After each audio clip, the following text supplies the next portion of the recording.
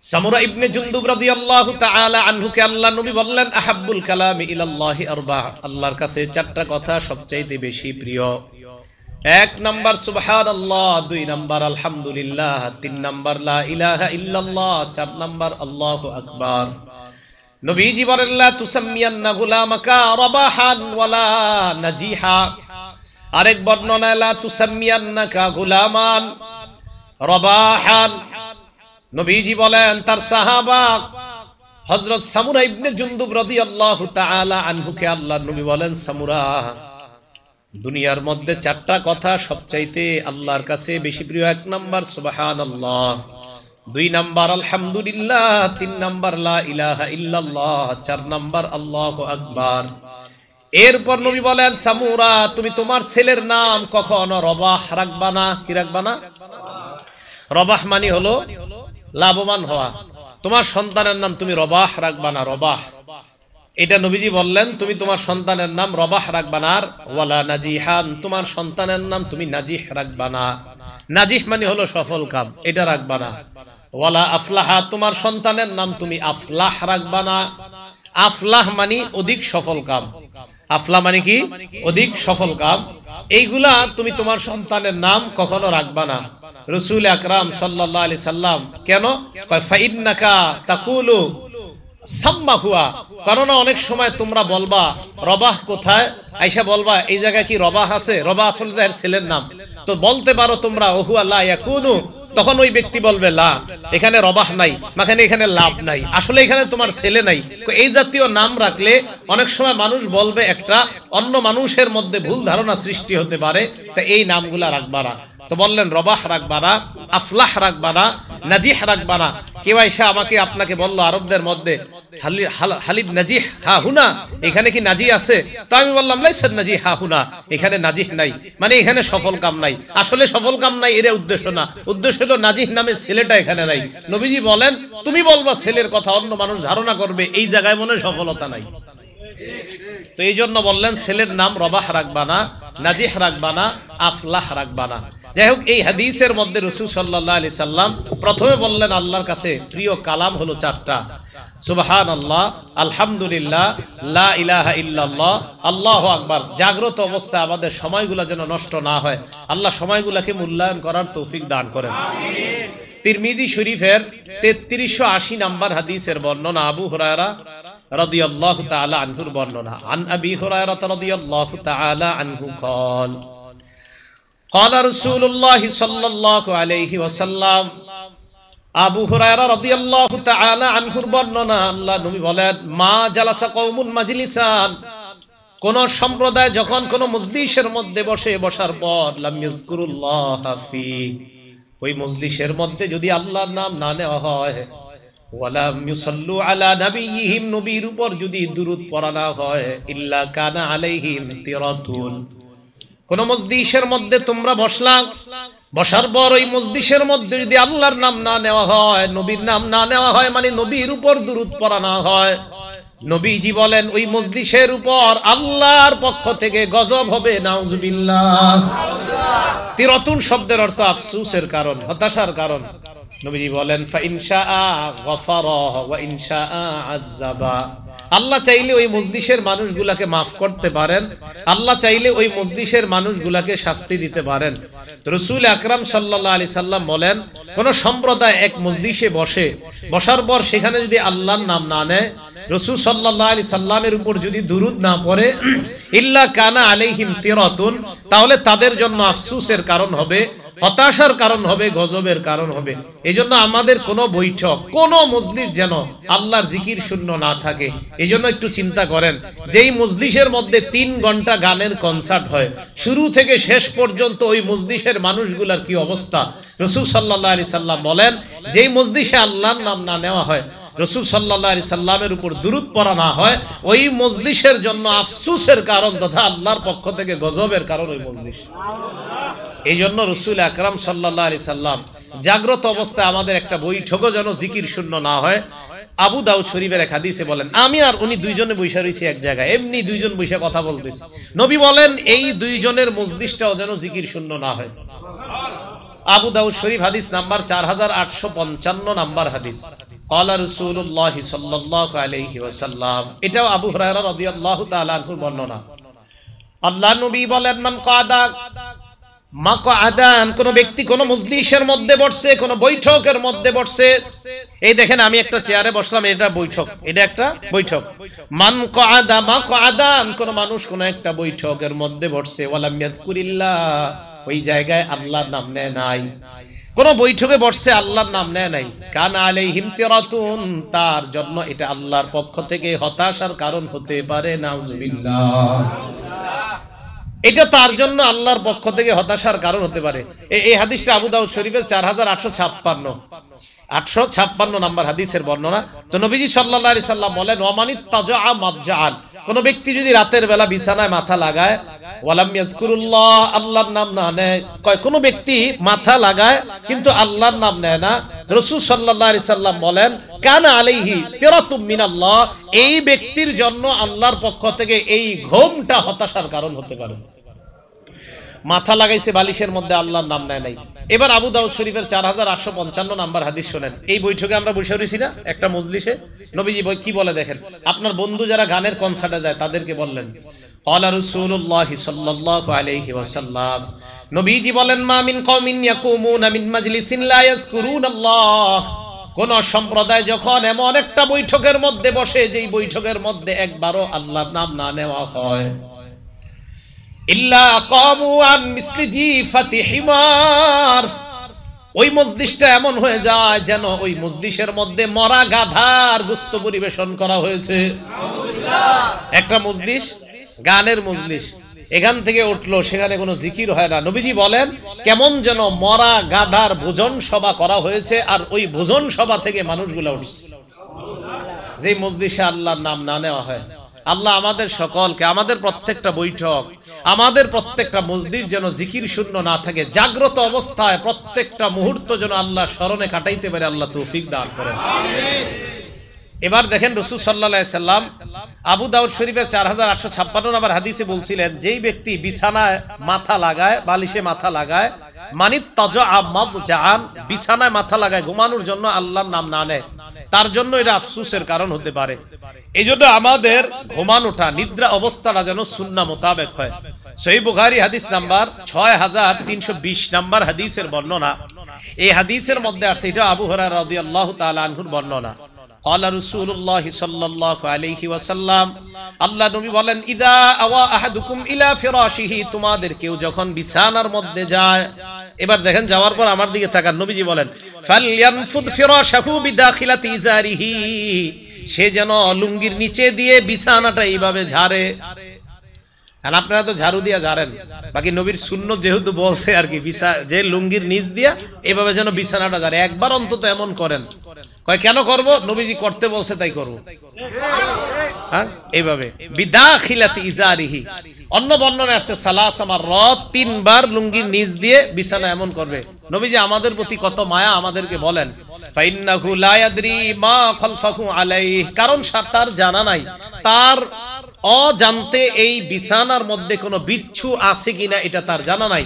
তাই নবীজি বললেন, যখন বিছানায় যাইবা লুঙ্গির নিচ দিয়ে, তখন তুমি বিছানাটাকে, এই হাদিসে আসছে কোনো বার আসে নাই, বিছানাকে তুমি ঝাড়বা। অন্য বর্ণনা আসছে সালাসা মাররাত, 3 বার ঝাড়বা। এইভাবে ঝাড়ার পর দেখেন নবীজি বলেন, এরপর যখন তুমি বিছানায় মাথা লাগাইবা, মাথা লাগানোর পর তখন তুমি বলবা, বিসমিকা রব্বি ওয়াদাতু জামবি, আল্লাহ আপনার নামে আমার দেহটা বিছানায় লাগাইলাম। সুবহানাল্লাহ, আপনার নামে আমার দেহটা বিছানায় রাখলাম। কত সুন্দর কথা দেখেন, আপনার নামে আমার দেহটা আমি বিছানায় রাখলাম। ওয়া বিকা আরফাহু মাবুদ, আপনার নামে আবার আমি এই দেহকে বিছানা থেকে উঠাবো। আপনি চাইলে আবার বিছানা থেকে দেহটা উঠাবো, আপনার নামে বিছানায় দেহ রাখলাম। এরপরে দেখেন কি কয়, ইন আমসাকতা নাফসি, মাবুদ আপনি যদি ঘুমন্ত অবস্থায় আমার আত্মাটা নিয়ে যান, আমার জানটা নিয়ে যান, আমার মরণ দিয়ে দেন, ফারহামহা, মেহেরবানি করে আমার আত্মার প্রতি আপনি দয়া করেন। আল্লাহ ঘুমের মধ্যে যদি আমার মরণ হয় তো আমার আত্মার প্রতি দয়া করেন। এটা হলো বুখারীর বর্ণনা। মুসলিম শরীফের বর্ণনায় আসছে, ফাগফির লাহা, আল্লাহ ঘুমন্ত অবস্থায় যদি আমার আত্মাটা আপনি নিয়ে যান তো আমার আত্মাটাকে আপনি মাফ করে দিয়েন। বাংলাটা মনে থাকবে নি, লাগবে না, বাংলাটা মনে থাকবে নি। আল্লাহ আপনার নামে আমি আমার শরীরটাকে বিছানায় রাখলাম। আমি সুন্দরভাবে বলতেছি আরবিটা, বিসমিকা রব্বি ওয়াদাতু জামবি। আল্লাহ আপনার নামে আমি আমার দেহকে বিছানায় লাগাইলাম। ওয়াবিকা আরফাউহু, আপনার নামে আবার দেহকে বিছানা থেকে উঠাবো। ইন আমসাকতা নাফসি ফারহামহা, আল্লাহ আপনি যদি এই ঘুমন্ত অবস্থায় আমার জানটা নিয়ে যান তাহলে এটার প্রতি আপনি দয়া করেন। আর মুসলিম শরীফে আসছে ফাগফির লাহা, আল্লাহ আপনি এই আত্মাটাকে মাফ করে দিন। বাংলা কইতে পারবেন না এগুলা, বাংলায় বলবেন যদি আরবিটা না পারেন। এরপরে দেখেন কি কয়, ওয়া ইন আরসালতাহা মাবুদ, আপনি যদি আমার আত্মাটা আবার ফিরায়া দেন, ফাহফাজহা বিমা তাহফাজু বিহি ইবাদাকাস সালিহিন, তাহলে আমার আত্মাটাকে আপনি হেফাজত কইরেন যেইভাবে আপনার নেককার বান্দাদেরকে আপনি হেফাজত করেন। তার মানে আপনি ঘুমের মধ্যে যাইলেন ঘুমন্ত অবস্থায়, ঘুমের আগে আপনি আল্লাহর কাছে বললেন, আল্লাহ আপনার নামে আমি আমার দেহটা বিছানায় রাখলাম, আপনার নামে আবার আমি দেহটা উঠাবো। মাবুদ আপনি যদি আমার আত্মাটা নিয়ে যান, আত্মার প্রতি আপনি দয়া করেন। আর যদি আমার আত্মাটা আবার ফেরত দেন, আপনার নেককার বান্দাদেরকে যেইভাবে আপনি পরিচালনা করেন আমাকেও ওইভাবে আপনি পরিচালনা করবেন। তাদেরকে যেইভাবে হেফাজত করেন আমার আত্মাটা এইভাবে হেফাজত করেন। এবার আসেন আগের কথা, মুসলিম শরীফের একটা হাদিস 2878 নম্বর হাদিস শোনাইলাম, যে হাদিসে নবী বলছেন, ইউবাসু কুল্লু আবদিন আলা মামাত, প্রত্যেক বান্দাকে ওই অবস্থায় উঠানো হবে যে অবস্থায় সে মারা যাবে। আপনি এই দোয়াগুলা কইরা বিছানায় মাথা রাইখা নবীর সুন্নাহ মোতাবেক ঘুমাইলেন, ইনশাআল্লাহ কিয়ামতের ময়দানে যদি আপনি অবস্থায় মারা যান তো আল্লাহ আপনাকে কিয়ামতের মাঠে রাসূলের সুন্নাহ জিন্দা করা অবস্থায় উঠাবেন। বিপরীতে যদি হেডফোন লাগায় গান শুনতে শুনতে ঘুমান, আল্লাহ আমাদেরকে হেফাজত করেন, আল্লাহ আমাদেরকে হেফাজত করেন। মুসলিম শরীফের 2714 নম্বর হাদিসের বর্ণনা, এই হাদিসের মধ্যে আসছে, ক্বালা রাসূলুল্লাহ সাল্লাল্লাহু আলাইহি ওয়াসাল্লাম, আল্লাহ নবী বলেন, যখন তোমরা বিছানায় যাও, যাওয়ার পর ফাল্যুসাম্মিল্লাহ, আল্লাহর নাম নিবা। তাহলে বিসমিল্লাহ বলে গেলেন। যাওয়ার পর ওয়াইযা আরাদা আইয়াত্তাজিআ, যদি তুমি ঘুমাইতে চাও, ফাল্যাত্তাজি আলা শিক্কিহিল আইমান, তাহলে তুমি ডান কাত হয়ে তুমি শুইবা। শুইতে চাইলে ডান কাত হয়ে শুইবা। এবার আপনি ডান কাত হলেন, এটা একটা। আরেকটা হলো মাথার নিচে হাত রেখে আপনি আল্লাহরে বলবেন, আল্লাহ আপনি কিয়ামতের ময়দানে আমাকে আপনার আযাব থেকে রক্ষা করেন। আল্লাহ যেদিন মানুষকে উঠাবেন সেদিন আপনি আপনার আযাব থেকে আমাকে রক্ষা করেন, এটা একটা। আর আয়াতুল কুরসিটা যদি আপনি পড়তে পারেন তো সারা রাত সমস্ত বিপদ আপদ থেকে আল্লাহ আপনাকে হেফাজত করবেন। সারা রাত আল্লাহ আপনাকে হেফাজত করবে। আর আমার আগের আলোচক বলছেন সূরা ইখলাস, ফালাক, নাস এগুলা পড়তে। তো এগুলোর তো আলাদা আলাদা বৈশিষ্ট্য আছে। রাসূল আকরাম সাল্লাল্লাহু আলাইহি সাল্লাম এক হাদিসের মধ্যে বলেন, সহিহ বুখারীর 515 নম্বর হাদিস, এই হাদিসের মধ্যে আসছে, قال رسول الله صلى الله عليه وسلم أيعجز أحدكم أن يقرأ ثلث القرآن, তোমাদের কেউ কি কোরআনের 3 ভাগের 1 ভাগ পড়তে অক্ষম? ফি লাইলা, এক রাতে তোমাদের কেউ কি কোরআনের 3 ভাগের 1 ভাগ পড়তে অক্ষম? এই কথা বলার পর ফাশাক্কা যালিকা আলাইহিম, সাহাবাদের কাছে ব্যাপারটা কষ্টকর মনে হয়। এমনি 10 পারা কোরআন পড়তে পারে অনেক সাহাবারা, কিন্তু সবাই তো পারে না। সাহাবাদের মধ্যে কয়েকজন বললেন, আইয়ুনা ইউতিকু যালিকা ইয়া রাসূলুল্লাহ, আমাদের মধ্যে কে পারবে এমন কোরআনের 3 ভাগের 1 ভাগ এক রাখতে পড়তে হুজুর, এমন কে আছে? আল্লাহ নবী বললেন, আল্লাহুল আহাদুস সামাদুস সুলুসুল কোরআন, কুল হুয়াল্লাহ সূরাটা কোরআনের 3 ভাগের 1 ভাগ, একবার পড়বা 10 পারা কোরআনের সওয়াব পেয়ে যাইবা। তার বিছানায় মাথা লাগা সূরা ইখলাস একবার পড়বেন 10 পারা, 2 বার পড়বেন 20 পারা, 3 বার পড়বেন তো আল্লাহ পাক 30 পারা কোরআনের সওয়াব দিয়ে দিবেন। মুসলিম শরীফের হাদিস, হাদিস নাম্বার 811 নাম্বার হাদিস, এই হাদিসের মধ্যে আসছে, قال رسول الله صلى الله عليه وسلم إن الله جزأ القرآن 3 أجزاء, নিশ্চয়ই আল্লাহ কোরআনকে 3 ভাগে ভাগ করেছেন। বলেন কোরআনকে কয় ভাগে ভাগ করেছেন? ওয়াজআলা কুল হুয়াল্লাহু আহাদ জুজআম মিন আজসাইল কুরআন, সূরা ইখলাসকে আল্লাহ কোরআনের 3 ভাগের 1 ভাগ বানিয়েছেন। এবার একটা মজার হাদিস শোনাই, মুসলিম শরীফের 812 নাম্বার হাদিস, এই হাদিসের মধ্যে আসছে, রাসূল আকরাম সাল্লাল্লাহু আলাইহি সাল্লাম সাহাবাদেরকে বললেন, উহশুদু উহশুদু, কাছে আসো কাছে আসো। আপনাদেরকে বলার যাবে না, না কাছে আসো আপনারা না, মানে হাদিসে বলছে। এখন আপনাদেরকে এই মুহূর্তে বললে কষ্ট হবে, কারণ এই তো কাছে আইছেন, আর বললে সমস্যা হবে, পরে আমগো দুইজনে মেরে নেবেন। এখন রাসূল সাল্লাল্লাহু আলাইহি সাল্লাম বললেন কাছে আসো, কাছে আসো। ও শুধু হ্যাঁ, আচ্ছা। রাসূল সাল্লাল্লাহু আলাইহি সাল্লাম বললেন ও শুধু কাছে আসো। এখন সাহাবাদেরকে যখন বলে কাছে আসো, এবং দেখবেন আপনারা বিভিন্ন মাহফিলে যিনি উপস্থাপক থাকে, পরিচালক, উনিও বলে ভাই একটু কাছে এসে বসেন, বলে না? আসলে দেখেন আপনি দূরে থাকলেও কি শুনবেন না? শুনবেন, মাইকে তো শুনবেন, কিন্তু কাছে আসতে কেন বলে? দেখেন এই কাছে আসতে বলাটাও নবীর সুন্নাত। সুবহানাল্লাহ, কাছে আসতে বলাটাও নবীর সুন্নাত। তো কয় নবীজি বললেন কাছে আসো। আচ্ছা বলেন তো নবীজির কথা সাহাবারা কতটা মন দিয়ে শুনবে? এরপরে নবী বলে এই কাছে আসো, কাছে আসো। তো সাহাবায়ে কেরাম চিন্তা করলো নবীজি কাছে ডাকতেছে, তার মানে গুরুত্বপূর্ণ কিছু বলবে। সাহাবারা আল্লাহ নবীর কাছে আসলেন, আসার পর আল্লাহ নবী বললেন সাআকরাউ আলাইকুম সুলুসাল কুরআন, আমি আজকে তোমাদেরকে কোরআনের 3 ভাগের 1 ভাগ পাঠ করে শোনাবো। সুবহানাল্লাহ, আমি তোমাদেরকে কোরআনের 3 ভাগের 1 ভাগ পড়ে শোনাবো। সাহাবারা তো খুশি, নবীজি কোরআন পড়বে 10 পারা, এটা তো ভালো কথা, মানে 3 ভাগের 1 ভাগ পড়বে, এটা আমরা শোনার জন্য সবাই অপেক্ষা। ফাকরা কুল হুয়াল্লাহু আহাদ, আল্লাহর নবী সূরা ইখলাস পড়লেন। সুবহানাল্লাহ। সাহাবারা ততক্ষণ পর্যন্ত ফজিলত জানে না। নবীজি ঘরে ঢুকে গেলেন। ফাকালা বাদুনা লিবাদিন, সাহাবাদের মধ্যে একজন আরেকজনকে বললেন, আল্লাহ নবী না বললেন কোরআনের 3 ভাগের 1 ভাগ পড়বে, কুল হুয়াল্লাহ সূরা পড়ে দি নবী ঘরে গেছে। সাহাবা বলে মনে হয় কোনো ওহী নাজিল হওয়ার কারণে আল্লাহ নবী ঘরে গিয়েছে, আবার মনে হয় আসবে, অপেক্ষা করো। নবীজি ঘর থেকে বের হলেন, হওয়ার পর আল্লাহ নবী বললেন শোনো তোমরা, আমি তোমাদেরকে বলেছিলাম কোরআনের 3 ভাগের 1 ভাগ পড়ে শোনাবো। আমি যে কুল হুয়াল্লাহ সূরা পড়লাম, এই কুল হুয়াল্লাহ হলো তা'দিলু সুলুসাল কোরআন, কোরআনের 3 ভাগের 1 ভাগ। তাহলে রাতে আপনি বিছানায় মাথাটা লাগাইবেন, লাগানোর পর পড়বেন। আচ্ছা আপনারা বিছানায় মাথা যখন লাগাবেন বালিশে, তখন জান্নাতে একটা ঘর বানাবেন, কারা কারা চান? ইনশাআল্লাহ। মুসনাদে আহমদের হাদিস, রাসূল আকরাম সাল্লাল্লাহু আলাইহি সাল্লাম বলেন কুল হুয়াল্লাহ সূরা 10 বার পড়ো। কয়বার? 10 বার। 10 বার। সাথে সাথে জান্নাতের মধ্যে আপনার জন্য একটা বালাখানা তৈরি হয়ে যাবে। সুবহানাল্লাহ। দুনিয়াতে যখন নবীনগর সাভারের আশপাশ দিয়ে গাড়িতে উঠে যখন যাবেন আপনারা, তখন দেখবেন বড় বড় বিল্ডিং হইতেছে, তখন চিন্তা করবে হ্যাঁ এরকম একটা বিল্ডিং যদি আমার হইতো। তখন সান্ত্বনা দিবেন নিজেরে, কিভাবে জানেন? আর থুর এখানে না হইছে কি হইছে, সাথে সাথে 10 বার সূরা ইখলাস পড়বেন আর বলবেন যাক জান্নাতে তো একটা বানায় ফেলছে। এভাবে সান্ত্বনা দিবেন নিজেরে। আবার অনেকে অনেক সময় বলে এটা করো সেটা করো, তখন আমি বলি 10 বার সূরা ইখলাস পড়লে হয়ে যাবে, টেনশন নাই। তো 10 বার সূরা ইখলাস পড়বেন, জান্নাতে আপনার জন্য একটা বালাখানা তৈরি হয়ে যাবে। রাসূল আকরাম সাল্লাল্লাহু আলাইহি সাল্লামের এক সাহাবা, সহিহ বুখারীর হাদিস 5013 নম্বর হাদিস, এই হাদিসের মধ্যে আসছে আন্না রাজুলান সামিআ রাজুলান ইয়াকরাউ কুল হুয়াল্লাহু আহাদ ইউরাদ্দিদুহা, এক ব্যক্তি সূরা ইখলাস খালি বেশি বেশি পড়ে। ফালাম্মা আসবাহা জাআ ইলা রাসূলিল্লাহি সাল্লাল্লাহু আলাইহি ওয়াসাল্লাম, সকাল হওয়ার পর এক ব্যক্তি আল্লাহর নবীর কাছে আসলেন, আসার পর বললেন ইয়া রাসূলুল্লাহ, অমুক ব্যক্তি আপনার সাহাবা বারবার কুল হুয়াল্লাহ সূরা পড়ে। আল্লাহর নবী কয় তাই নাকি? কয় হ্যাঁ। হাদিসের মধ্যে আসছে কান্না রাজুলা ইয়াতাকাল্লুহা, যেন তার কাছে এই আমলটা বেশি বড় মনে হয় নাই। নবীজি বললেন শোনো, ওয়াল্লাযী নাফসি বিয়াদি ইন্নাহা লাতাদিলু সুলুসাল কুরআন, আমার সাহাবা কুল হুয়াল্লাহ যতবার পড়ুক মনে রাখবা একবার পড়া মানে কোরআনের 3 ভাগের 1 ভাগের সওয়াব পেয়ে যাওয়া। সুবহানাল্লাহ।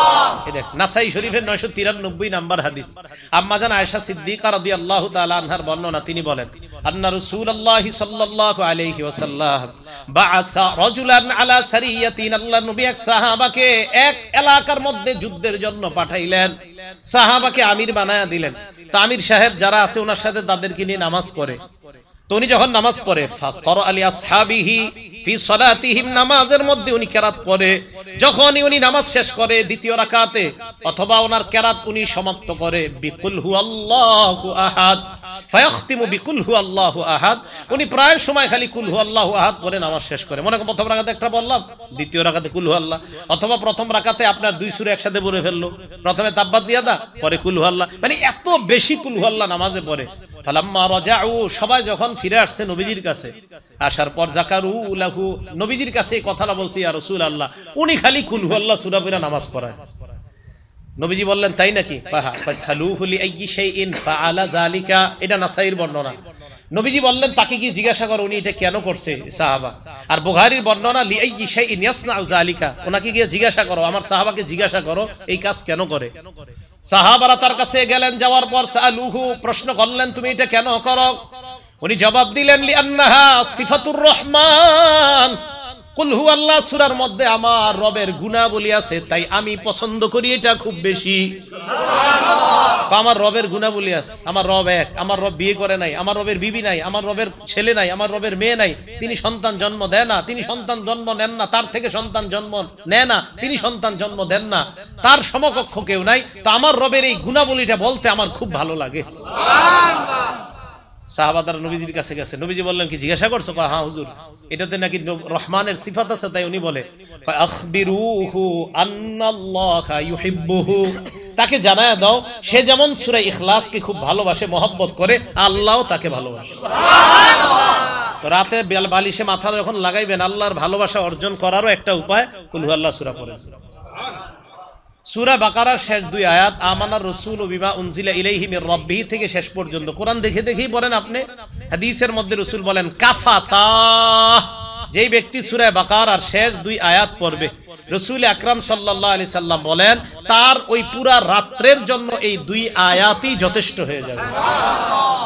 এই আমলগুলা করা, রাতে যখন আমরা বিছানায় মাথা লাগাই আমল করা। আরেকটা হলো, বিছানায় মাথা যখন লাগাবেন, কাজ নাই, তখন আপনার ফেসবুকটা না চালায়া, ইউটিউব মোবাইলটা হাতে না নিয়ে 1000 সওয়াব কারা চান? কয় হাজার সওয়াব? 1000, অথবা 1000 গুনাহ মাফ। 1000 সওয়াব হবে অথবা 1000 গুনাহ মাফ। মুসলিম শরীফের হাদিস, হাদিস নাম্বার 2698 নাম্বার হাদিসের বর্ণনা, সাদ ইবনে আবি ওয়াক্কাস রাদিয়াল্লাহু তাআলা আনহুর বর্ণনা, তিনি বলেন, কুন্না ইনদান নবী সাল্লাল্লাহু আলাইহি ওয়াসাল্লাম, আমরা আল্লাহর নবীর কাছে ছিলাম। আল্লাহর নবী হঠাৎ আমাদেরকে বললেন, আয়াজিজু আহাদুকুম আইয়াকসিবা আলফা হাসানা, তোমাদের মধ্যে কেউ কি অক্ষম 1000 সওয়াব কামাই করতে অক্ষম? ফাসালাহু সাইলুম মিন জুলাসাইহি, বৈঠকের মধ্য থেকে একজন প্রশ্ন করলেন, ইয়া রাসূলুল্লাহ, আমাদের মধ্যে 1000 সওয়াব কামাই করা এটা কিভাবে সম্ভব? নবীজিকে বললেন, কাইফা ইয়াকসিবু আহাদুনা আলফা হাসানা, কিভাবে একজন 1000 নেকি কামাই করতে পারে? আল্লাহ নবী বললেন, শোনো তোমরা, ইউসাব্বিহু বিআতা তাসবিহা, কোন ব্যক্তি যদি 100 বার সুবহানাল্লাহ পড়ে, কয়শো বার? 100 বার। বলেন তো কি? সুবহানাল্লাহ। আবার বলেন সুবহানাল্লাহ। এতটুকুই বাস, আবার বলেন সুবহানাল্লাহ। আল্লাহ নবী বলেন, 100 বার যদি কোনো বান্দা সুবহানাল্লাহ বলে, ইউকতাবু লাহু আলফু হাসানা, তার আমলনামায় 1000 নেকি লিখে দেওয়া হয়। সুবহানাল্লাহ। নবীজি বলে, 1000 নেকি যদি তোমার আমলনামায় লেখা নাও হয়, আও ইউহাত্তু আনহু আলফু খাতিয়া, তোমার আমলনামা থেকে 1000 গুনাহ মুছে দেওয়া হয়। সুবহানাল্লাহ। তাহলে 100 বার সুবহানাল্লাহ পড়বেন, হয়তো 1000 সওয়াব হবে, অথবা 1000 গুনাহ আপনার জীবন থেকে আল্লাহ মুছে ধুয়ে মুছে সাফ করে দিবেন। আল্লাহ আমলগুলা করা দরকার আছে না? আল্লাহ আমাদের সকলকে আমল করার তৌফিক দান করেন। এখন এই সুন্নতগুলা পালন করা সহজ হবে, সম্ভব হবে কখন? যদি আমরা রাসূল আকরাম সাল্লাল্লাহু আলাইহি সাল্লামকে মহব্বত করতে পারি, তাহলে এই সুন্নতগুলা পালন করা আমাদের জন্য সহজ হবে। সূরা তাওবা আয়াত নাম্বার 24 নাম্বার আয়াত, আয়াতটা শুনেন, অনুবাদটাও শুনেন। আল্লাহ বলেন, কুল ইন কানা আবাউকুম, যদি তোমাদের বাবা, ওয়া আবনাউকুম, যদি তোমাদের সন্তান, ওয়া ইখওয়ানুকুম, যদি তোমাদের ভাই, ওয়া আজওয়াজুকুম, যদি তোমাদের বিবি, ওয়া আশিরাতুকুম, যদি তোমাদের পরিবার, ওয়া আমওয়ালুন ইকতারাফতুমুহা, যে সম্পদ কামাই করো ওই সম্পদ যদি, ওয়া তিজারাতুন তাখশাউনা কাসাদাহা, যে ব্যবসায় লস খাওয়ার টেনশনে থাকো ওই ব্যবসা যদি, ওয়া মাসাকিনু তারদাউনাহা, যেই বাসস্থান তোমরা পছন্দ করো এই বাসস্থানগুলা যদি, কি যদি?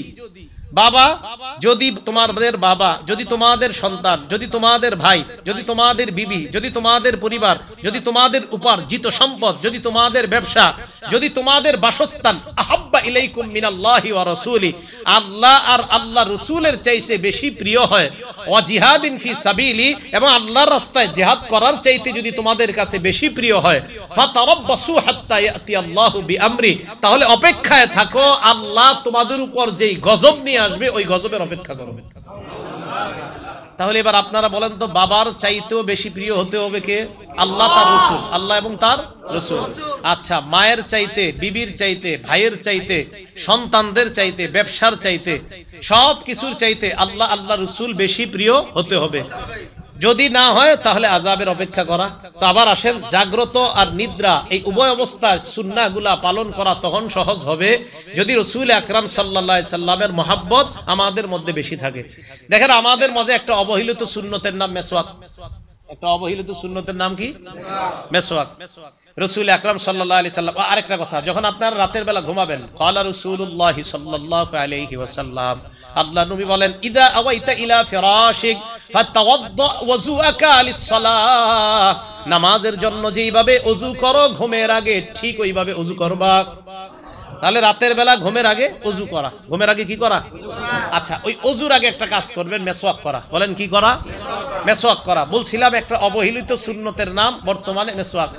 অথচ রাসূল আকরাম সাল্লাল্লাহু আলাইহি সাল্লাম বলেন, সহিহুল জামে 2375 নাম্বার হাদিস, 2375, এই হাদিসের মধ্যে রাসূল আকরাম সাল্লাল্লাহু আলাইহি সাল্লাম বলেন, উমিরতু বিসওয়াক হাত্তা খাশিতু আন আদরাদা, আমার মেসওয়াকের ব্যাপারে এত বেশি বলছে আল্লাহ তাআলা, জিবরাইলের মাধ্যমে এত বেশি হুকুম করছে, আমার মনে হলো যে মেসওয়াক করতে করতে না জানি আমার দাঁতগুলা পড়ে যায়, এত বেশি আমি আশঙ্কা করে ফেললাম। 376 নাম্বার হাদিসে রাসূল আকরাম সাল্লাল্লাহু আলাইহি সাল্লাম বলেন, উমিরতু বিসওয়াক হাত্তা খাশিতু আইয়ুক্তাবা আলাইয়া, আমাকে আল্লাহর পক্ষ থেকে এত বেশি মেসওয়াক করতে বলা হলো, আমি আশঙ্কা করে ফেললাম না জানি মেসওয়াক করাটা আমার উপর আল্লাহ ফরজ করে দেয়। বুখারী শরীফের 887 নাম্বার হাদিস, ক্বালা রাসূলুল্লাহ সাল্লাল্লাহু আলাইহি ওয়াসাল্লাম লাউলা খাশিতু, নবীজি বলেন, লাউলা, আমি যদি আশঙ্কা না করতাম, লাউলা আন আশুক্কা আলা উম্মতি, আমি যদি আমার উম্মতের ব্যাপারে আশঙ্কা না করতাম, লা আমারতুহুম বিসওয়াকি ইনদা কুল্লি সালাহ, আরেক বর্ণনায় মা কুল্লি সালাহ, আমি যদি আমার উম্মতের জন্য কষ্টকর মনে না করতাম, লাউলা আন আশুক্কা আলা উম্মতি, আমার উম্মতের জন্য যদি কষ্টকর না হতো তো উম্মতকে বলতাম 5 ওয়াক্ত নামাজের আগে যেন মেসওয়াক করে। 5 ওয়াক্ত নামাজের আগে কি করে? নবীজি 5 ওয়াক্ত নামাজ না, এমনি মেসওয়াক করতেন, অনেক সময় এমনি, প্রায় সময় নবীজি মেসওয়াক করতেন। আবু মাসউদ আনসারী রাদিয়াল্লাহু তাআলা আনহুর বর্ণনা, নাসাই শরীফের প্রথম পৃষ্ঠাটা করলে 3, 5, 8 নাম্বার হাদিস, তিনটা মেসওয়াকের সম্পর্কে। উনি বলেন, আবু মাসউদ বলেন, নবীজির কাছে দাখালতু আলা রাসূলিল্লাহ ওয়া হুয়া ইস্তান্নু, নবীজির কাছে যাইতাম, যাওয়ার পরেই দেখতাম উনি মেসওয়াক করে। এমনি একটা সময় গেছি, গিয়ে দিয়ে মেসওয়াক করতেছে। ওয়া তরফু সিওয়াক আলা লিসানি, কয় দেখতাম মেসওয়াকের মাথাটা জিহ্বার মধ্যে আছে। ওয়া হুয়া ইয়াকুলু আ আ, নবীজি আ আ করতেন। আমারটা সুন্দর হয় নাই, নবীজিরটা নিশ্চিত অনেক সুন্দর ছিল এই আ আ করাটা। তো রাসূল আকরাম সাল্লাল্লাহু আলাইহি সাল্লাম প্রায় সময় মেসওয়াক করতেন। তো মেসওয়াকের ব্যাপারে বেশি বলবো না, মেসওয়াকের ব্যাপারে আমার একটা বয়ান আছে, লম্বা বয়ান আছে মেসওয়াকের ব্যাপারে। রাসূল আকরাম সাল্লাল্লাহু আলাইহি সাল্লামের বিবি আম্মাজান আয়েশা সিদ্দিকা রাদিয়াল্লাহু তাআলা আনহাকে একজন প্রশ্ন করছেন, নাসাই শরীফের 5040 নাম্বার হাদিস, আম্মাজান, নবী যখন বাহির থেকে ঘরে আসে সর্বপ্রথম কি করে? আম্মাজান কয়, আর কি করবে? বাদা আবিস সিওয়াক, সর্বপ্রথম মেসওয়াক করে, ঘরে ঢুইকাই মেসওয়াক করে। তা আজকে থেকে আপনারা এখন এই আজকে থেকে ওয়াদা করেন ইনশাআল্লাহ, যাদের মেসওয়াক আছে, যারা নাই কিনে নেবেন, আর যাদের আছে তারা আপনারা বাসায় গিয়ে আজকে সর্বপ্রথম মেসওয়াক করবেন। রাজি আছেন? এটার দ্বারা কি হবে? নবীজির সাথে আপনার গোপন একটা সম্পর্ক তৈরি হবে, যেটা আপনি কাউকে বলতেও পারবেন না, কেউ বুঝবেও না, বাকি নবীর সাথে আপনার গভীর, নিবিড় এবং গোপন সম্পর্ক তৈরি হবে। আমি সত্যি বলছি, সম্পর্ক তৈরি হবে। রাসূল আকরাম সাল্লাল্লাহু আলাইহি সাল্লামের এই সুন্নাহগুলো পালন করা তখন সহজ হবে আল্লাহ রাসূলের মহব্বত যখন আমাদের মাঝে সবচেয়ে বেশি হবে। মুসলিম শরীফের 43 নাম্বার হাদিস, এই হাদিসের মধ্যে আসছে, ক্বালা রাসূলুল্লাহ সাল্লাল্লাহু আলাইহি ওয়াসাল্লাম, আল্লাহ নবী বলেন, সালাসুন মান কুন্না ফীহি ওয়াজাদা বিহিন্না হালাওয়াতাল ঈমান, 3টা গুণ যদি কোনো মানুষ অর্জন করে ফেলে, 3টা গুণ যদি কারো মধ্যে থাকে, ওই ব্যক্তির মধ্যে আল্লাহ পাক রব্বুল আলামিন ঈমানের স্বাদ তৈরি করে দেয়। 3 গুণ যদি কেউ অর্জন করে, কারো মধ্যে 3টা গুণ থাকে, ওয়াজাদা, এই ব্যক্তি পাবে, বিহিন্না, এই 3 গুণের মাধ্যমে হালাওয়াতাল ঈমান, ঈমানের স্বাদ উপভোগ করতে পারবে। 1 নাম্বার, মান কানাল্লাহু ওয়া রাসূলুহু আহাব্বা ইলাইহি মিম্মা সিওয়াহুমা, 1 নাম্বার, আল্লাহর রাসূল ওই ব্যক্তির কাছে দুনিয়ার সবচাইতে বেশি ভালোবাসার পাত্র হতে হবে, তাহলে ওই ব্যক্তি ঈমানের স্বাদ পাবে। 2 নাম্বার, ওয়া আইয়ুহিব্বাল মারআ লা ইউহিব্বুহু ইল্লা লিল্লাহ, কোন মুসলমান অন্য কোন মুসলমানকে ভালোবাসা একমাত্র আল্লাহর জন্য ভালোবাসা। 3 নাম্বার রাসূল বলেন ওয়াইয়াকরাহা আইয়াউদা ফিল কুফরি বাদা আন আনকাযাহুল্লাহু মিনহু কামা ইয়াকরাহু আইয়ুকযাফা ফিন্নার। আমরা আগুনের মধ্যে পড়া যেমন অপছন্দ করি, ওই ব্যক্তিকে আল্লাহ কুফরি থেকে ফিরিয়ে আনার পর ওই ব্যক্তি কুফরিতে যাওয়াটাও তেমন অপছন্দ করে, যেমন ভাবে ওই ব্যক্তি আগুনে যাওয়াটা যেমন অপছন্দ করে, কুফরিতে যাওয়াও যদি তার কাছে তেমন অপছন্দ হয়, তাহলে তার অন্তরের মধ্যে আল্লাহ ঈমানের স্বাদ তৈরি করে দেয়। তাহলে 3টা। 1 নাম্বার মান কানাল্লাহু ওয়া রাসূলুহু আহাব্বা ইলাইহি, আল্লাহ আল্লাহ রাসূল সবচাইতে বেশি মহব্বতের পাত্র হতে হবে। বুখারী শরীফের 15 নাম্বার হাদিস, আনাস ইবনে মালিক রাদিয়াল্লাহু তাআলা আনহুর বর্ণনা, قال رسول الله صلى الله عليه وسلم, আল্লাহ নবী বলেন লা ইউমিনু আহাদুকুম হাত্তা আকুনা আহাব্বা ইলাইহি মিন ওয়ালিদিহি ওয়া ওয়ালাদিহি ওয়ান নাসি আজমাইন। তোমাদের মধ্যে ততক্ষণ কেউ পরিপূর্ণ ঈমানদার হতে পারবে না যতক্ষণ না পর্যন্ত আমি নবী মুহাম্মদ তোমাদের কাছে বাবার চাইতে, তোমার সন্তানের চাইতে, দুনিয়ার সমস্ত মানুষের চাইতে বেশি প্রিয় না হব, সব চাইতে বেশি মহব্বতের পাত্র যদি আমি না হই, তোমরা পরিপূর্ণ ঈমানদার হতে পারবা না। আরেকটা বিষয় দেখেন, আমার আপনার মন অনেক কিছুই চায়। রাত্রে ঘুমানোর সময় আমার আপনার মন চাইবে আরে থুর আজকে মেসওয়াক না করলে কি হবে। রাত্রে শোয়ার সময় শয়তান বলবে আজকে একটু ওযু না করলে কি হবে। রাত্রে শোয়ার সময় শয়তান বলবে নবীর শিখানো দোয়াটা আজকে না পড়লে সমস্যা কি। এই কথাগুলো শয়তান আপনাকে দিবে। আল আরবাউন আন-নবুবিয়্যা কিতাবের নাম, হাদিস নাম্বার 41 নাম্বার হাদিস। নবীজি বলেন ক্বালা রাসূলুল্লাহ সাল্লাল্লাহু আলাইহি ওয়াসাল্লাম লা ইউমিনু আহাদুকুম হাত্তা ইয়াকুনা হাওয়াহু তাবআন লিমা জিতু বিহি। আমি নবী যা নিয়ে এসেছি, এই নিয়ে আসাটাকে যদি তোমাদের অন্তর, তোমাদের দিল, তোমাদের নফস, তোমাদের চাহিদা, তোমাদের অন্তর যদি আমি যা নিয়ে এসেছি এটাকে যদি অনুসরণ করতে না পারো, আমি বলছি এইভাবে ঘুমানো, এটা যদি তোমার দিল না চায়, আমি বলছি ওযু করা, এটা যদি তোমার দিল না চায়, আমি বলছি এইভাবে মাথার নিচে হাতটা রেখে এই দোয়া পড়া, এটা যদি তোমার মন না চায়, আমি বলছি এইভাবে তুমি ডান কাত হয়ে ঘুমানো, এটা যদি তোমার দিল না চায়, লা ইউমিনু, তুমি পরিপূর্ণ ঈমানদার হতে পারো নাই। রাসূল বলেন তোমার দিল চাইবে আমার বিরুদ্ধে কাজ করা, ওই দিলের বিরোধিতা করে তুমি যখন আমি রাসূলের সুন্নাহ আদর্শকে গ্রহণ করবা, তখন পরিপূর্ণ ঈমানদার হতে পারবে। সুবহানাল্লাহ। লা ইউমিনু আহাদুকুম হাত্তা ইয়াকুনা হাওয়াহু তাবআ, হাওয়াহু তাবআ, আমাদের কুপ্রবৃত্তি, আমাদের চাহিদাগুলা গুনাহ করতে চায়। নবীজি বলে আমি যা নিয়ে আসছি এই নফসকে এটার অনুসারী বানাও। আমি যা নিয়ে আসছি নফসকে এই আমার আনিত বিধানের, আমি আল্লাহ আল্লাহ রাসূলের পক্ষ থেকে, মানে আল্লাহ আর আমার পক্ষ থেকে যে বিধান দিলাম, এই বিধানের অনুসারী তোমার নফসকে বানাও, তাহলে তুমি পরিপূর্ণ ঈমানদার হবে। সুবহানাল্লাহ। এবার দেখবেন সত্যি সত্যি ঘুমানোর সময় আমরা যাতে সুন্নাহ বহির্ভূত ঘুমাই, শয়তান কতভাবে ধোঁকা দেয়। যে একদিন যদি এরকম তুই এভাবে মেসওয়াক এক ওয়াক্ত নামাজে না করলে কি হয়, পকেটে মেসওয়াক আছে আপনার, এরপরে কয় আরে না করলে কি হয়। হ্যাঁ, একটা হলো জামাত দাঁড়ায় গেছে ঠিকই আপনি, কিন্তু আপনি জামাত ইচ্ছাকৃতভাবে যদি না ধরতে পারেন তো বুঝবেন শয়তান কোনো কাজে ব্যস্ত রাখছে আপনারে, এই জন্য আসতে পারেন নাই, আর আইসা আজকে মেসওয়াকটা করতে পারেন নাই। এগুলা শয়তানের কুপ্রবৃত্তি, আমাদের শয়তান আমাদেরকে অন্যভাবে চালাইতে চায়। তো নবীজি বলে তোমার এই নফসকে আমার আনিত যে বিষয়গুলা, এগুলার অনুসারী যতক্ষণ না বানাতে পারবা, ততক্ষণ পরিপূর্ণ ঈমানদার হতে পারবা না। আল্লাহ পরিপূর্ণ ঈমানদার হওয়ার তৌফিক দান করেন। আনাস রাদিয়াল্লাহু তাআলা আনহুর আরেকটা বর্ণনা, মুসলিম শরীফের 2639 নাম্বার হাদিসের বর্ণনা। আনাস ইবনে মালিক রাদিয়াল্লাহু তাআলা আনহু বলেন বাইনা আনা ওয়া রাসূলুল্লাহ খারিজাইনি মিনাল মসজিদ, আমি এবং আল্লাহ রাসূল মসজিদে নববী থেকে বের হইতেছিলাম।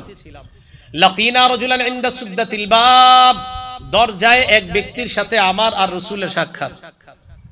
ওই ব্যক্তি আল্লাহ রাসূলকে বললেন ইয়া রাসূলুল্লাহ মাতাস সাআ, হুজুর কিয়ামত কবে হবে? নবীজি জবাব দিলেন মা আদাত্তালাহা, কিয়ামতের প্রস্তুতি নিছনি। ওই ব্যক্তি জবাব দিলেন হুব্বুল্লাহ ওয়া রাসূলিহি, আল্লাহ আল্লাহর নবীর মুহাব্বত, এটাই হলো আমার প্রস্তুতি। সুবহানাল্লাহ। আমি আল্লাহকে ভালোবাসি, আল্লাহ রাসূলকে ভালোবাসি, এটা আমার প্রস্তুতি। নবীজি বললেন ফাইন্নাকা মা'মান আহবাবতা, তুমি যাকে মুহাব্বত করো কিয়ামতের ময়দানে তার সাথেই তুমি থাকবা। সুবহানাল্লাহ। আনাস বলেন ফামা ফারিহনা বাদাল ইসলাম আশাদ্দা ফারহান বাদা কওলিন নবী সাল্লাল্লাহু আলাইহি ওয়াসাল্লাম আনতা মা'মান আহবাবতা। আল্লাহর নবী যখন বললেন তুমি যাকে মুহাব্বত করো কিয়ামতের ময়দানে তার সাথে থাকবা, হযরতে আনাস বলেন নবীর এই কথা বলার পর, ইসলাম গ্রহণ করার পর এত খুশি আমরা আর কখনো হই নাই। আনাস বলেন নবীর এই কথা এত খুশি হইছি কেন? আনাস বলেন ফা আনা উহিব্বুল্লাহ, আমি আল্লাহরে ভালোবাসি, ওয়া রাসূলা, আল্লাহ রাসূলকে ভালোবাসি, ওয়া আবা বকরিন, আবু বকরকে ভালোবাসি, ওয়া উমর, উমরকে ভালোবাসি, ওয়া আরজু আন আকুনা মাহুম, আমার আশা আমি তাদের সাথেই হাসরে থাকবো, তাদের সাথেই জান্নাতের আশেপাশে থাকবো। সুবহানাল্লাহ। আনাস বলেন ওয়া ইন লাম আমাল বিআমালিহিম, কয় যদিও আমি তাদের মতো আমল করতে পারি নাই, তবে আমার আশা হাসরে আমি তাদের আশেপাশেই থাকবো। এই হাদিস দ্বারা কি বোঝা যায় বলেন তো? আমরা যাদেরকে মহব্বত করব তাদের মতো যদিও এত বেশি আমল করতে পারবো না, আসলে সম্ভব না, সাহাবাদের মতো তো আপনি আমল জীবনে করতে পারবো না, কিন্তু মহব্বত করবো যে না নবীর সাহাবাদেরকে মহব্বত করি, রসুলকে মহব্বত করি, আশা করা যায় নবী সাহাবাদের ওলামাদের আশেপাশে আমরা থাকবো ইনশাআল্লাহ। এবার বিপরীত দিকে দেখেন তো, আপনি মহব্বত যদি অন্য কাউরে করেন। আরেকটা হাদিস শুনেন তাহলে, মুসলিম শরীফের 2640 নাম্বার হাদিস, আগেরটা বললাম 2639, এটা হলো 2640। এই হাদিসের বর্ণনাকারী আব্দুল্লাহ ইবনে মাসউদ রাদিয়াল্লাহু তাআলা, আব্দুল্লাহ ইবনে মাসউদ রাদিয়াল্লাহু তাআলা বলেন জাআ রাজুলুন ইলা নবী সাল্লাল্লাহু আলাইহি ওয়াসাল্লাম, এক ব্যক্তি আল্লাহ নবীর কাছে আসলেন, আসার পর আল্লাহ নবীকে বললেন ইয়া রাসূলুল্লাহ কাইফা তারা ফি রাজুলিন আহাব্বা কওমান ওয়া লাম্মা ইয়ালহাক বিহিম, হুজুর ওই ব্যক্তির ব্যাপারে আপনি কি বলেন যেই ব্যক্তি কোন সম্প্রদায়কে ভালোবাসে। আপনাদের এলাকার কোন মানুষ আলেমদেরকে মহব্বত করেন, কিন্তু আলেমদের মতো এত পরিমাণ আমল করতে পারেন না, আসলেই পারবেন না, সারাক্ষণ তারা হয়তো কল আল্লাহ না হয় কলা রাসূলুল্লাহ নিয়ে আসে, তো সারাক্ষণ সওয়াবের মধ্যে থাকে। বিশেষ করে হেফজখানা মুক্তবে যারা আছে তারা তো 24 ঘন্টা আমল জারি আছে তাদের। এখন আপনাদের এলাকার কেউ আলেমদেরকে মহব্বত করেন, কিন্তু তাদের মতো আমল করতে পারেন না। এক ব্যক্তিকে নবীজিকে বললেন হুজুর ওই ব্যক্তির ব্যাপারে আপনি কি বলেন যে ব্যক্তি কোন সম্প্রদায়কে মহব্বত করে কিন্তু তাদের মতো আমল করতে পারে না, তার ব্যাপারে আপনি কি বলেন? নবীজি বললেন আলমার উমান আহাব্বা, মানুষ তাদের সাথেই কিয়ামতের মাঠে থাকবে যাদেরকে সে মহব্বত করে। সুবহানাল্লাহ। এই কথাটা সারা জীবন মনে রাখেন, আমি যাকে মহব্বত করব তার সাথে আমার হাসর হবে। আজকাল অনেকে দাবি করে দেখবেন আমি কি কম নামাজ পড়ি, আমি কি কোরআন রিসার্চ কম করি, বা আমি কি হাদিস রিসার্চ কম করি, এরকম বলে অনেকে, কিন্তু উনি কোরআনও রিসার্চ করে, হাদিসও রিসার্চ করে। এইগুলা রিসার্চ করার পর ওনার ফলাফল কি বাইরে জানেন? উনি এইগুলা রিসার্চ করার পর ফলাফল বের হয় যে এতদিন বাংলাদেশি হুজুররা যা বলছে ইসলাম সব এরা ভুল বুঝাইছে আপনাদেরকে, তখন একটা বইয়ের নাম দিয়ে দিবে প্রকৃত ইসলাম ও নকল ইসলাম। কি নাম দিবে? ওলামায়ে কেরাম যে আদর্শ আপনাদেরকে শিখাইতেছে কোরআন সুন্নাহ, এটার নাম দিবে নকল, আর ওনারটার নাম দিবে প্রকৃত। তখন উনি আপনাকে বলবে ওই হাদিসগুলা মানা যাবে না, কারণ এই হাদিসগুলার সাথে কোরআনের ওই আয়াতের সাংঘর্ষিক, ওই হাদিসগুলা মানা যাবে না, এটার সাথে কোরআনের ওই আয়াতটা মিলতেছে না, আপনাকে এরকম বুঝাবে। তো মনে রাখবেন, আপনি যদি ওই ব্যক্তিকে মহব্বত করেন যেই ব্যক্তি আপনারে বুঝাইতে বুঝাইতে এক পর্যায়ে মসজিদ থেকে বের করে ফেলে, তো কিয়ামতের মাঠে আপনি তার সাথেই থাকবেন। এই জন্য ভয়ঙ্কর অবস্থার মধ্যে আমরা আছি, এটা কিন্তু মাথায় রাখেন। রাসূল আকরাম সাল্লাল্লাহু আলাইহি সাল্লাম বলে আমার উম্মত শেষ জামানায় তোমরা একজন আমল করবা 50 জনের সওয়াব তোমার আমলনামায় লেখা হবে। সুবহানাল্লাহ। সাহাবারা নবীজির প্রশ্ন করলেন হুজুর কোন 50 জন, আমাদের 50 জন না ওই জামানার 50 জন?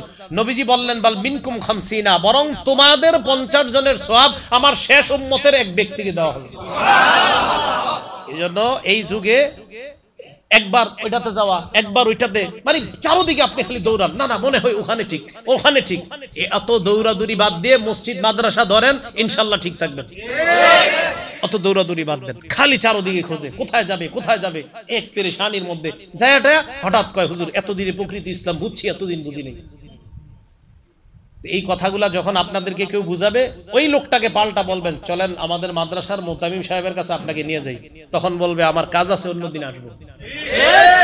যখন কোন মানুষ আপনাকে নতুন ভাবে ইসলাম আবার বুঝাইতে চায়, এতদিন আপনি একভাবে নামাজ পড়তেন, এতদিন আপনি একভাবে সিজদা করতেন, মানে একদম মুসলমান, আপনার আব্বা আম্মা ভাই বোন সবাই মাশাআল্লাহ সহি পদ্ধতিতে এতদিন একটা নামাজ পড়তেন, হঠাৎ কেউ এসে আপনার যদি নতুন ভাবে দাওয়াত দিতে চায়, বলবেন ভাই আমার তো কোরআন হাদিসের এত জ্ঞান নাই, চলেন অমুক দাওরা হাদিস মাদ্রাসার যিনি বুখারী শরীফ পড়ায় ওনার কাছে আপনাকে নিয়ে যাই, তো ওনার সামনে বসে আমাকে আপনি বুঝান, বুঝানোর পর যদি আমার মনে হয় না আপনি যে নতুন করে বুঝাইতেছেন আমার আগের গুলা ভুল আর আপনার বুঝানো সঠিক, তাহলে আমি আপনারটা মেনে নিব। তখন উনি দুইটা অপশন বলবে আপনাকে, এক বলবে এরা কি বুঝে, দ্বিতীয় বলবে আমার সময় নাই। যখন এই কথা বলবে তখনই বুঝবেন এর মধ্যে সমস্যা আছে। আরে ভাই আমি কিন্তু বলছি না ওনার জ্ঞান নাই, তো উনি সমস্যা কোথায়? শাইখুল সাহেবের সাথে একটু বসতে, ওনার সমস্যাটা কোথায়? তো এই জন্য আপনাদেরকে চারদিক থেকে বিভিন্ন ভাবে বোঝানো হবে।